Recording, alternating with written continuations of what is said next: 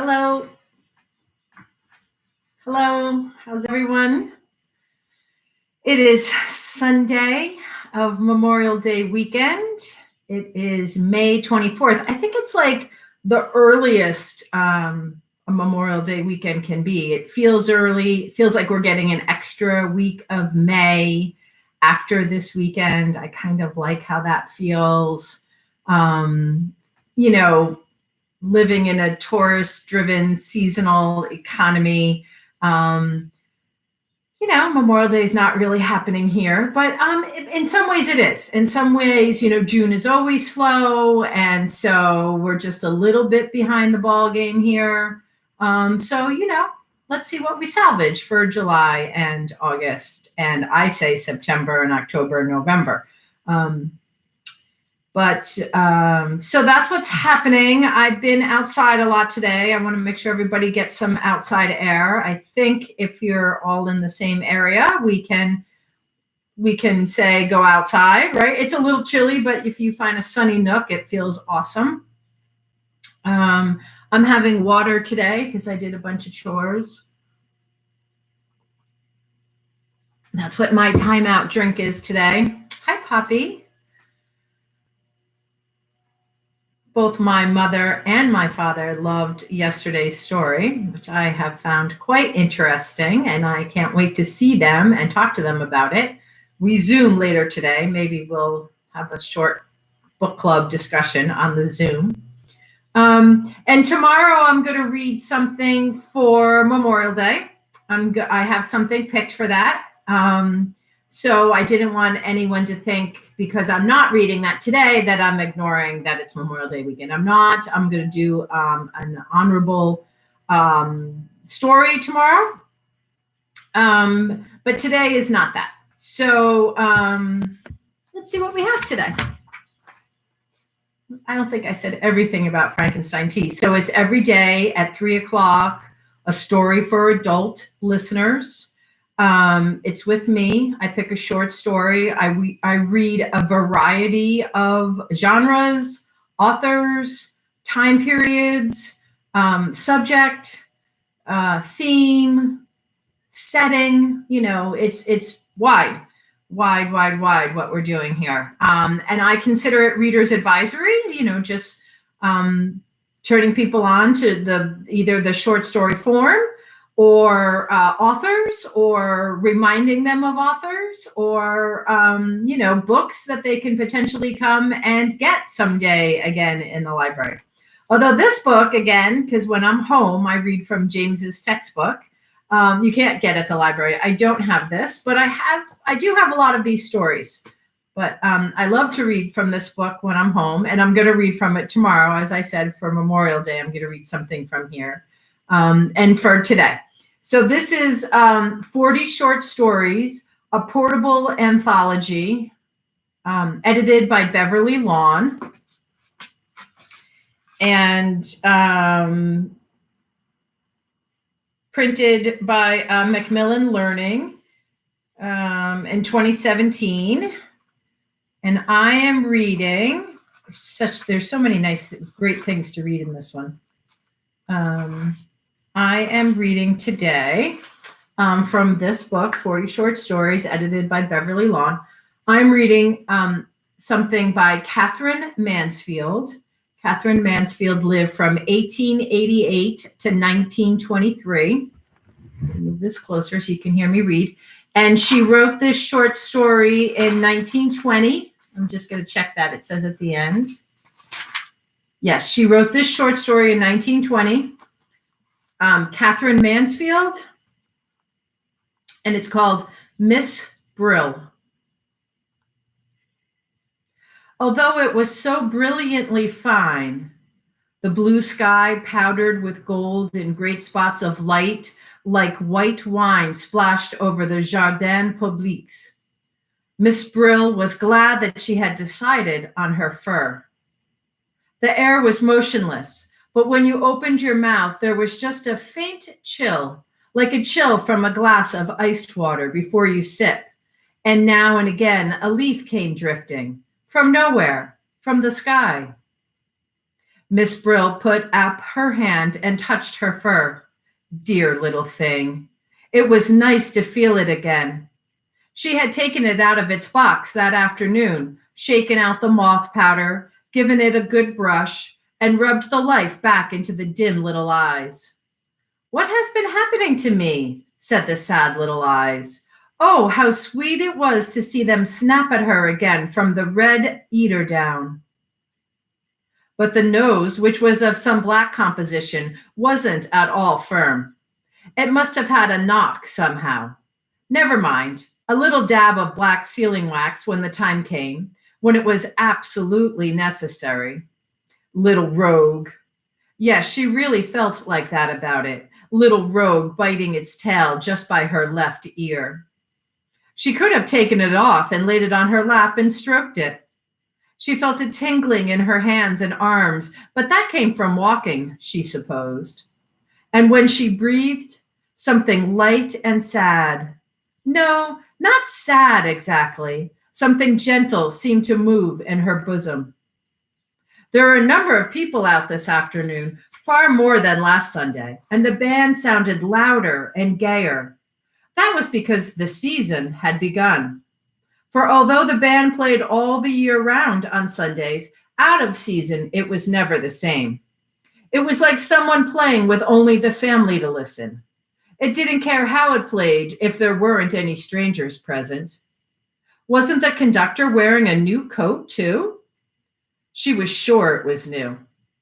He scraped with his foot and flapped his arms like a rooster about to crow, and the bandsmen sitting in the green rotunda below blew out their cheeks and glared at the music.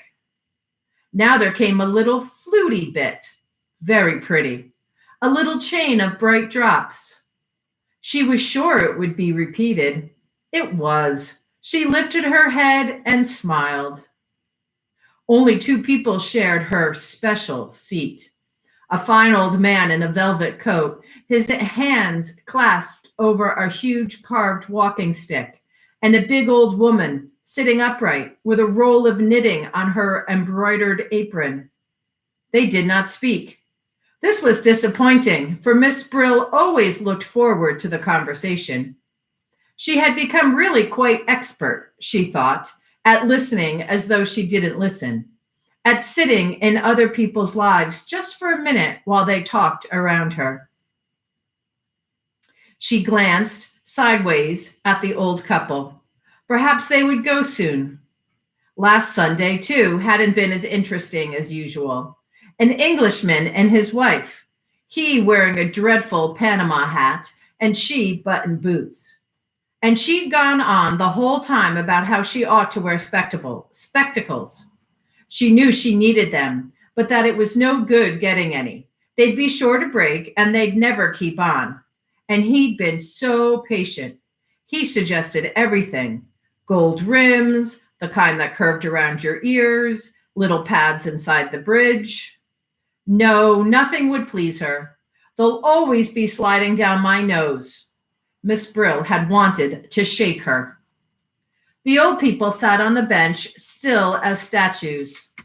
Never mind, there was always the crowd to watch, to and fro in front of the flower beds and the band rotunda. The couples and groups paraded, stopped to talk, to greet, to buy a handful of flowers from the old beggar who had his tray fixed to the railings. Little children ran among them, swooping and laughing. Little boys with big white silk bows under their chins. Little girls, little French dolls, dressed up in velvet and lace. And sometimes a tiny staggerer came suddenly rocking into the open from under the trees, stopped, stared, as suddenly sat down, flop, until its small, high-stepping mother, like a young hen, rushed scolding to its rescue. Other people sat on the benches and green chairs, but they were nearly always the same, Sunday after Sunday. And, Miss Brill had often noticed, there was something funny about nearly all of them. They were odd, silent, nearly all old, and from the way they stared, they looked as though they'd just come from dark little rooms or even cupboards. Behind the rotunda, the slender trees with yellow leaves down drooping, and through them just a line of sea, and beyond the blue sky with gold veined clouds. Tum tum tiddle tum, tum tiddly tum turn ta blew the band. The young girls in red came by, and two young soldiers in blue met them, and they laughed and paired and went off arm in arm. Two peasant women with funny straw hats passed, gravely, leading beautiful smoke-colored donkeys. A cold, pale nun hurried by. A beautiful woman came along and dropped her bunch of violets, and a little boy ran after her to hand them to her, and she took them and threw them away as if they'd been poisoned. Dear me! Miss Brill didn't know whether to admire that or not. And now an ermine toque and a gentleman in gray met just in front of her. He was tall, stiff, dignified, and she was wearing the ermine toque she bought when her hair was yellow. Now everything, her hair, her face, even her eyes, was the same color as the shabby ermine, and her hand, in its clean glove, lifted to dab her lips, was a tiny yellowish paw. Oh, she was so pleased to see him, delighted. She rather thought they were going to meet that afternoon. She described where she'd been, everywhere, here, there, along by the sea. The day was so charming. Didn't he agree? And wouldn't he, perhaps? But he shook his head, lighted a cigarette, slowly breathed a great deep puff into her face, and, even while she was still talking and laughing, flicked the match away and walked on. The ermine toque was all alone. She smiled more brightly than ever, but even the band seemed to know what she was feeling and played more softly, more tenderly, and the drum beat, the brute, over and over. What would she do? What was going to happen now? But as Miss Brill wondered, the ermine toque turned, raised her hand as though she'd seen someone else, much nicer, just over there, and pattered away. And the band changed again and played more quickly, more gaily than ever, and the old couple on Miss Brill's seat got up and marched away. And such a funny old man with long whiskers hobbled along in time to the music and was nearly knocked over by four girls walking abreast. Oh, how fascinating it was, how she enjoyed it, how she loved sitting there watching it all. It was like a play. It was exactly like a play. Who could believe the sky at the back wasn't painted? But it wasn't till a little brown dog trotted on solemn and then slowly trotted off like a little theater dog, a little dog that had been drugged, that Miss Brill discovered what it was that made it so exciting. They were all on the stage. They weren't only the audience, not only looking on, they were acting. Even she had a part and came every Sunday. No doubt somebody would have noticed if she hadn't been there. She was part of the performance, after all. How strange, she'd never thought of it like that before. And yet it explained why she made such a point of starting from home at just the same time each week, so as not to be late for the performance. And it also explained why she had quite a queer, shy feeling at telling her English pupils how she spent her Sunday afternoons. No wonder! Miss Brill nearly laughed out loud. She was on the stage. She thought of all the old invalid gentlemen to whom she read the newspaper 4 afternoons a week while he slept in the garden. She got quite used to the frail head on the cotton pillow, the hollowed eyes, the open mouth, and the high-pinched nose. If he'd been dead, she mightn't have noticed for weeks. She wouldn't have minded. But suddenly he knew he was having the paper read to him by an actress? An actress? The old head lifted. 2 points of light quivered in the old eyes. An actress, are ye? And Miss Brill smoothed the newspaper as though it were the manuscript of her part and said gently, Yes, I've been an actress for a long time. The band had been having a rest. Now they started again. And what they played was warm, sunny, yet there was just a faint chill. Something. What was it? Not sadness. No, not sadness. A something that made you want to sing. The tune lifted, lifted, the light shone, and it seemed to Miss Brill that in another moment all of them, all the whole company would begin singing. The young ones, the laughing ones who were moving together, they would begin. And the men's voices, very resolute and brave, would join them.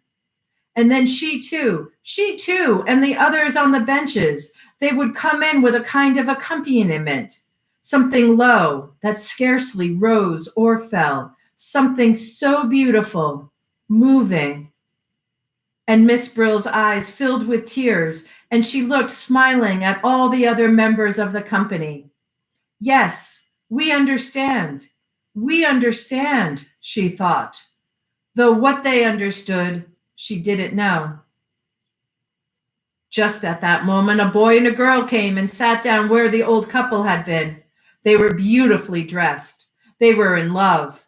The hero and the heroine, of course, just arrived from his father's yacht, and still soundlessly singing, still with that trembling smile.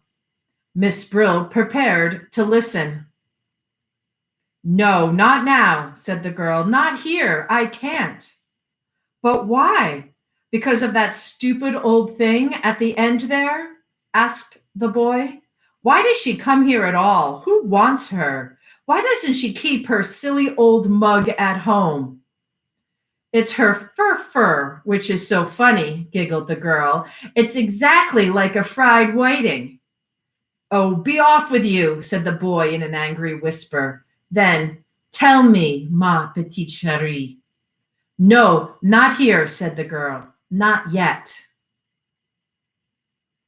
On her way home, she usually bought a slice of honey cake at the baker's. It was her Sunday treat. Sometimes there was an almond in her slice, sometimes not. It made a great difference.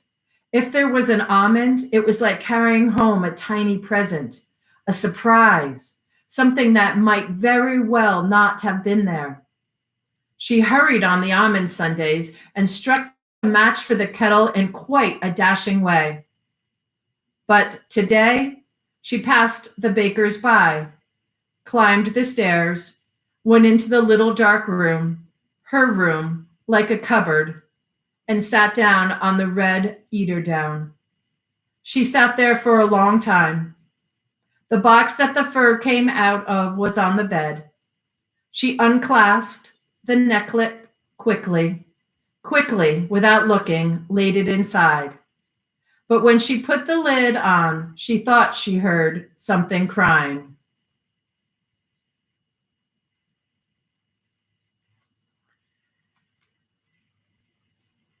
That was by Catherine Mansfield, written in 1920. I think it makes it legal for me to read. I think it's a real Frankenstein Tea item. It was called Miss Brill.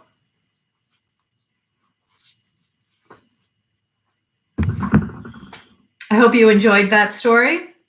I will be here tomorrow. I don't know what the weather is, but I have something, for Memorial Day, and it's a little long. So maybe I was thinking about reading it in two pieces, but I don't think I will. I think I'm just gonna blaze through it tomorrow. Not blaze. I'm gonna do it tomorrow.